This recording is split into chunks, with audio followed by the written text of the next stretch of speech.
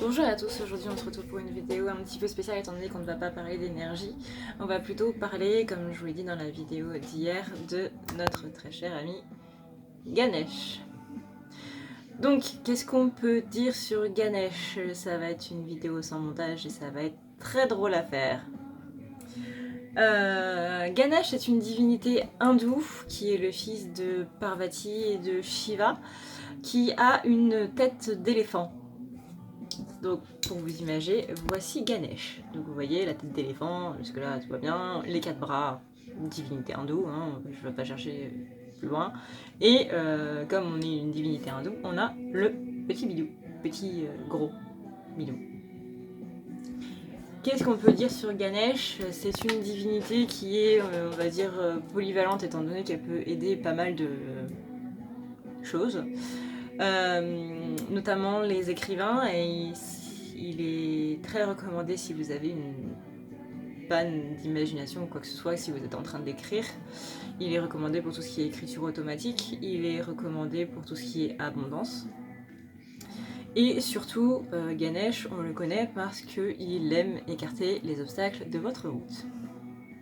Alors moi, comment je visualise Ganesh quand je l'appelle, quand j'ai des problèmes, des obstacles que je rencontre, etc. C'est un gamin. Ganesh est un grand enfant qui est à bord d'un bulldozer et qui tient une glace dans une de ses mains, qui tient un bonbon hindou qu'il adore, je sais plus c'est quoi le nom. Dans une autre de ses mains qui tient le volant dans une autre, et avec la dernière il est en train de la lever en l'air en mode ouais c'est bon les gars on y va. Allez viens on va tout défoncer sur notre passage, ça va être drôle. Je sais qu'à chaque fois que j'ai un obstacle j'appelle Ganesh et Ganesh il accourt direct parce qu'il attend que ça. Ganesh il adore tout détruire sur son chemin pour vous laisser le passage direct. Et si vous êtes par exemple dans un parking que vous ne trouvez pas de place, vous appelez Ganesh, vous en trouverez une. Si vous êtes coincé dans les embouteillages, vous appelez Ganesh, vous allez voir que vos embouteillages, ce sera vite fini. Si vous avez quoi que ce soit, que vous rencontriez des obstacles, que vous sentez que ça bloque ou quoi que ce soit, n'hésitez pas à appeler Ganesh. Même si vous avez un problème spirituel ou autre, il vous mettra sur votre chemin des choses qui vont vous permettre de comprendre ces blocages et de pouvoir guérir les blessures qui y sont liées. Ça peut être le fait de visionner un film, ça peut être le fait de lire une phrase, ça peut être le fait d'avoir un déclic tout d'un coup ou dans vos rêves ou n'importe quoi, mais bref, vous allez avoir une aide extérieure et divine. Parce qu'on parle bien d'une déité, du coup. Au niveau historique, Ganesh, qu'est-ce qu'il nous fait, ce cher petit enfant? Ganesh, c'est le fils de Shiva et de Parvati. Alors ça dépend des histoires, il y en a qui vont dire que Parvati l'a fait toute seule, comme la Vierge Marie. Il y en a qui vont dire que Shiva a enfanté Parvati avant de partir en guerre ou je sais plus trop où. Mais en gros, quand Ganesh est né, Shiva n'était pas là. Et du coup, il a grandi, on a vu que c'était un enfant avec une force un peu surhumaine, donc à ce moment-là, il avait une tête humaine. Et c'est une histoire un peu glauque. Mais en gros, à un certain moment, après que Ganesh ait grandi, donc ça a pris plusieurs années, Parvati est allée prendre un bain et elle a demandé à ce que Ganesh garde la porte du coup de son bain et de ne faire entrer personne, parce qu'elle ne voulait voir personne. Sauf que c'est à ce moment-là que Shiva est rentré.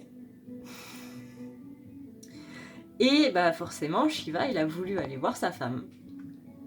Sauf que quand il s'est dirigé vers les bains, il a trouvé un enfant qui lui a tenu tête en lui disant « Non, tu n'iras pas voir Parvati, elle ne veut voir personne. » Et malgré toute l'insistance que Shiva a donnée à Ganesh pour pouvoir passer, Ganesh a dit non. Voilà.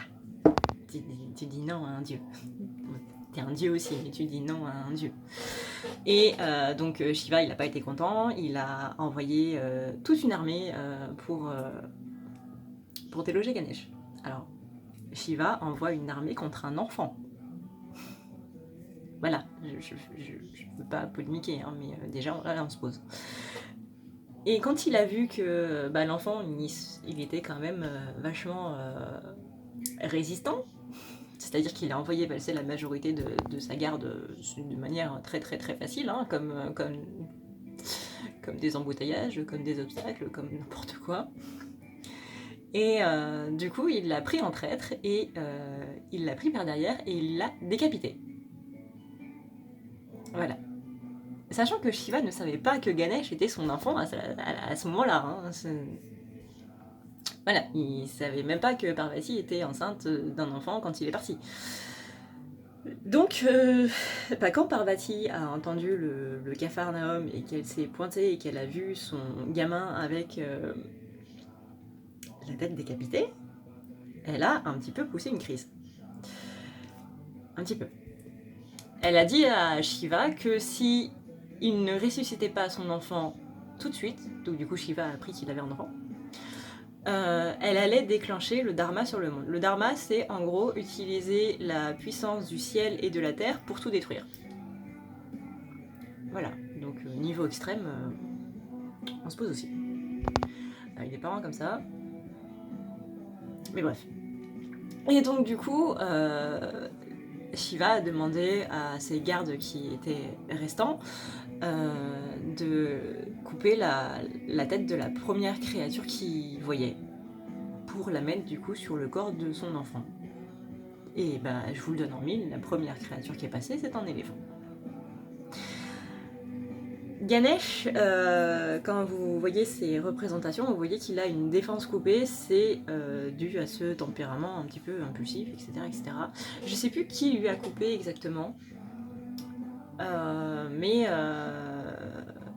je sais plus qui lui a coupé. Ah, j'ai un trou. Je suis désolée. J'aurais dû me faire des notes en fait. J'aurais dû utiliser une autre caméra de base. Cette vidéo ne va ressembler à rien. Mais bon, bref. Donc voilà pour la petite histoire de Ganesh et de pourquoi il a une tête d'éléphant. Parce que même dans la mythologie hindoue, les dieux n'ont pas des têtes d'animaux. Voilà, c'est courant en Égypte, mais pas dans les autres religions. On a donc un Ganesh qui nous aide au niveau de l'écriture, on a un Ganesh qui nous aide au niveau de l'abondance, qui nous aide aussi au niveau d'enlever les obstacles dans notre vie et de nous apporter de la joie. Parce que Ganesh est un dieu qui est très très très joyeux. Moi, il m'arrive très régulièrement d'entendre quand je suis dans un supermarché, il n'y a plus de bonbons. Ça, je suis certaine, mais j'en mettrai ma main au feu, que c'est Ganesh qui est en train de me dire qu'il a plus d'offrande et qu'il faut que je lui achète des bonbons. Pourquoi ? Parce que Ganesh adore tout ce qui est sucrerie. Donc si vous voulez faire un petit hôtel à Ganesh, comme moi je l'ai fait dans mon étagère là, vous prenez des sucreries tout simplement et ça va se passer très bien. Il va adorer tout de suite. Il aime le miel, il aime justement les sucreries qui sont très populaires en Inde, mais dont je me souviens plus le nom. Il aime les bonbons, toutes sortes de bonbons, mais surtout les bonbons très sucrés, ceux qui ne sont pas acidulés. Donc tous les bonbons qui piquent, vous pouvez être sûr que ça ne va pas marcher. Il aime le lait, il aime tout ce qui est doux en fait. C'est pas Sekhmet par exemple, elle aime avoir un verre d'alcool, mais pas Ganesh. Il me semble pas. Après ça dépend de la version que vous avez. On est sur un dieu qui est très doux, on est sur un dieu qui, même s'il dégage tout à coups de bulldozer, si vous l'appelez, il sera vraiment très doux avec vous. Je sens que je vais éternuer. Non, c'est bon. Et voilà. Si vous voulez du coup le prier, Vous avez la musique de fond qui est derrière du coup, que je vous ai mise pour vous mettre un petit peu dans l'ambiance. C'est un mantra de Ganesh pour enlever toutes les énergies négatives. Vous tapez mantra Ganesh dans la barre de recherche de YouTube, vous la trouverez tout de suite. Le titre, je vous le donne en mille, mantra pour débloquer les situations de Ganesh, réussite, abondance, libère les blocages. Voilà. Ensuite, au niveau de la prière pour appeler Ganesh, le mieux c'est d'utiliser des mantras. Mais comme je vous avoue que moi j'ai un accent pourrave autant en vietnamien, en anglais, en danois, en hindou, je préfère pas utiliser de mantra. C'est mieux, forcément, c'est mieux de prier un dieu quand il est dans sa langue. Mais sinon, vous pouvez juste l'appeler en lui disant s'il te plaît Ganesh, j'ai besoin de toi pour éloigner les obstacles de ma vie. Si vous voulez vraiment lui faire une prière avec une offrande et tout le chambalabala, là, vous allez forcément utiliser une prière qui est plus spécifique que juste l'appeler comme ça, s'il te plaît, je trouve pas ma place de parking. Là, par exemple, on va être sur une...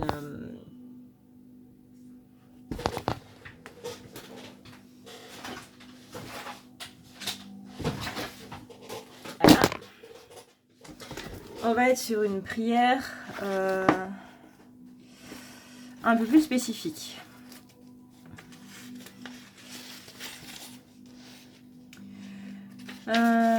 Donc, ce livre-là, c'est un livre de Dorine Virtue. Vous avez plusieurs déités, maîtres ascensionnés dedans qui peuvent vous aider suivant les situations. Vous avez une sorte de lexique à la fin qui vous dit par rapport à quoi vous devez appeler quelle divinité par rapport à ce que vous voulez. Ça reste du Dorine Virtue. Dorine Virtue est quand même, malgré tout le respect que je lui porte pour tout le travail qu'elle a fait, qu'elle a relié elle-même. Mais elle est trop douce, elle est trop gentille, elle est trop aspect positif des choses. Elle va vous dire que Kali est une déesse bienfaitrice. Kali est une déesse extrêmement complexe qui n'est pas que bienfaitrice. Si vous appelez Kali, vous êtes prêt à en payer le prix. Hein. On n'appelle pas des dieux comme ça. Hein. Et certaines divinités qu'il y a dans son livre, clairement c'est le cas. Ce sont des dieux qui sont beaucoup trop complexes et ils vont pas venir juste comme ça parce que vous les appelez. Ils vont vous demander quelque chose d'autre en retour. Ganesh, donc on a dit pour l'abondance, pour l'écriture, l'évitement des obstacles. C'est aussi un dieu qu'il faut appeler pour la sagesse, pour la paix et l'harmonie domestique et les projets artistiques, qui est ce qui va du coup avec l'écriture. Au niveau de la prière, donc, il vous suffit de visualiser l'image de Ganesh. Hein, je vous répète. Et vous récitez Ganesh bien-aimé, merci de faciliter mon chemin aujourd'hui en faisant régner l'harmonie et la paix suprême. J'apprécie que tu marches devant moi et que tu enlèves les obstacles qui pourraient nuire à ma progression. Aide-moi à voir ce qu'il y a de beau en toute chose aujourd'hui.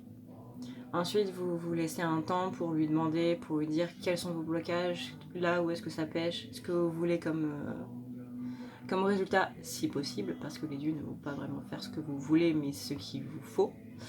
Et ça, c'est une grande nuance. Et terminer par toujours merci. Merci. Si vous avez donc du coup un hôtel avec des offrandes, voici pour toi quelques offrandes. J'espère qu'elles te plairont. Ouais. Vous êtes aussi respectueux avec lui qu'avec un ami de longue date avec qui vous entendez super bien et que vous voulez le satisfaire, quoi. Simplement. Et du coup, voilà. Et donc là, on est sur une période de 11 jours à partir de jeudi. Oui, à partir de jeudi dernier, du coup. On est sur une période de 11 jours où, en gros, il va falloir honorer Ganesh pendant ces 11 jours. Voilà. Moi, j'ai pas pu le faire avant parce que du coup, j'ai appelé Hécate à la nouvelle lune, donc c'était dimanche. Et il faut laisser 3 jours entre chaque appellation de Dieu, sinon il va y avoir quelques frictions chez vous et je suppose que vous ne voulez pas avoir deux dieux qui se frictionnent à l'intérieur de votre chambre. Je ne vous le conseille pas. Encore une fois, ça c'est quelque chose que j'ai dit du coup dans mes dernières vidéos, mais quand vous appelez un dieu, quand vous appelez une déité, un maître ascensionné ou quoi que ce soit, bon, moins les maîtres ascensionnés, mais surtout les déités, si elles sont pas du même panthéon, faut laisser passer 3 jours. Faut attendre en gros que l'énergie du dieu que vous avez appelé s'enlève. Là, par exemple, j'ai appelé les 4 donc dimanche, je l'ai rappelé le lundi, et c'est justement pour ça que je pouvais pas le faire avant. C'est pas... Vous devez pas laisser 3 jours à compter du jour où vous l'avez appelé la première fois, mais à partir du jour où vous l'avez appelé la dernière fois. Donc voilà, sinon panthéon grec et panthéon hindou, je pense pas que ça l'aurait fait. Les dieux aussi, pas tous, hein, mais certains sont assez possessifs ou jaloux et quand ils sont en place et ils n'ont pas envie qu'on les vire pour appeler une autre divinité ou encore moins partager l'espace avec d'autres divinités. Généralement, ça colle avec une divinité d'un même panthéon. Donc, si vous appelez Ganesh, vous pouvez appeler Shiva ou Parvati, parce que déjà, ce sont ses parents, donc normalement, il ne devrait pas y avoir trop de problèmes. Mais si vous appelez Kali, là, il risque d'y avoir un petit peu conflit, mais pas autant que si vous appelez, par exemple, Athéna. Là, non, ça va pas aller du tout. Donc faites très attention quand vous appelez des déités, quand vous appelez des dieux, ça c'est quelque chose que je ne répéterai jamais assez, mais faire une prière et faire des offrandes à un dieu, c'est pas quelque chose qu'on fait comme ça. C'est quelque chose qu'on fait en conscience, c'est pas parce que c'est New Age et que tout le monde le fait, donc du coup je vais le faire aussi, non. Quand vous appelez un dieu, vous l'invitez vraiment chez vous comme vous invitez un invité, votre meilleur ami ou n'importe qui. C'est vraiment quelqu'un qui va être là, qui va avoir une présence à l'intérieur de chez vous. Et voilà. Si vous faites ça en mode je le fais parce que je dois le faire et que vous le faites pas en conscience, en gros, il y a des choses qui risquent de mal se passer. Déjà parce que l'énergie que vous allez avoir, c'est une énergie suivant les dieux et tout. S'ils ont une énergie agressive, la première fois que j'ai appelé les 4, franchement ça m'a collé un mal de crâne mais incroyable. Déjà parce que ça la faisait chier, parce que c'était la première fois que je l'appelais et que les offrandes que j'ai faites ne lui convenaient pas spécialement.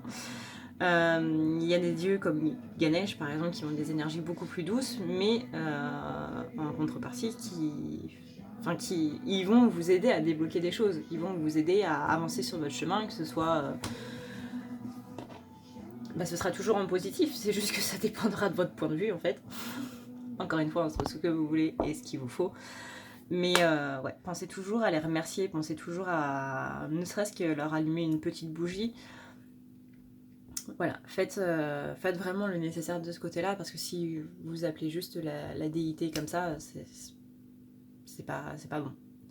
Vous avez certaines divinités, par exemple, en offrande, qui vont vous demander une offrande de sang.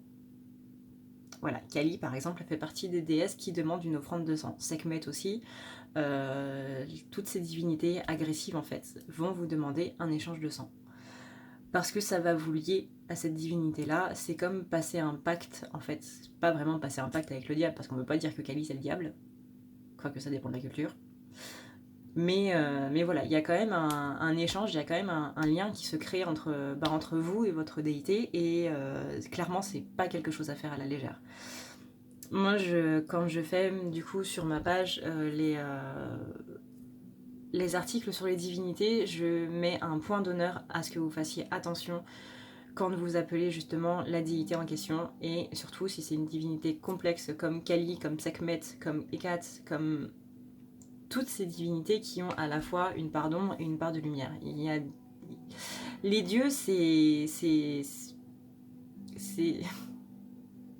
pas vraiment des humains, mais il y a des jours on pourrait dire. Ce sont des déités qui ont aussi des défauts en fait, qui sont jaloux, qui peuvent être possessifs, qui peuvent être assez acariâtres.